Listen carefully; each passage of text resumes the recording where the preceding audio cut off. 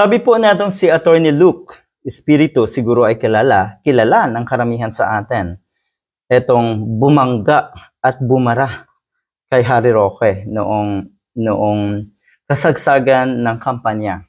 Dahil kasapi or dahil pareho silang nasa isang debate ng mga senatorial candidate. Anyway, sabi niya, educated guess lang, si Amy Marcos yan. Ang tingin niya ay hindi talaga etong si Romualdez ang posibleng makabangga nga na etong si Sara Duterte. Okay? Kundi, etong si Amy Marcos.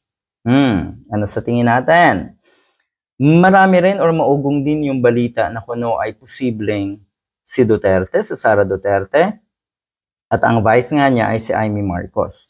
Pinalalabas din yan ng kung sinong kampo man, pero alam natin na nililikaw ang totoong intensyon na itong mga Marcos at mga Duterte. Okay? Sila talaga sa tingin ko ang magbabanggaan din. Dahil, ay matagal ng plano yan siguro na itong mga Marcos. At syempre, naandyan nga yung Duterte. Pareho sila hindi sila pareho silang nagpapataasan ng ere. Okay? Kaya makikita talaga natin na sila yung magbabanggaan. Pero, yun nga, naniniwala tayo na wala sa kanila ang magtatagumpay. Dahil, wala naman tayong makita magandang hangarin na itong mga to Kundi, ang manatili sa pwesto at mapanatili rin ang kanilang power. Ganun naman Pero yung sinasabing serbisyo, para sa mga kababayan natin at pagkakaroon ng totoong malasakit sa mga Filipinos, wala naman tong mga to. Diba? Lalo na po yung tambaluslos ng Davao City or ng Davao.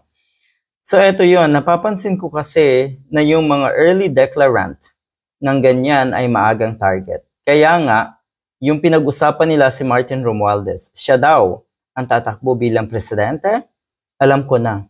Okay, pinag-usapan si Martin Romualdez, at parang nabigla itong parang nadulas, sabihin na natin, itong si Amy Marcos. Siya daw ang tatakbong presidente or bilang presidente. Alam ko na. Alam mo na may duda ako na yan ay totoo.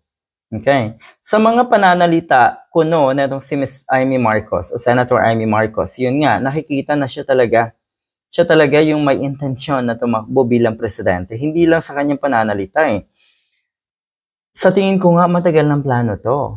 Diba? Marami ng pagkakataon na itong si Amy Marcos ay nagpapabango. Abay, kahit walang okasyon sa isang lugar, makikita mo Diba? Nanaan dyan yung mga napakalaking banner, napakalalaking tarp na itong si Miss Amy Marcos. At alam natin kung ano yung kanyang intensyon talaga.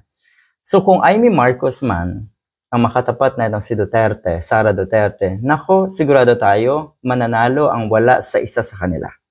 Good luck!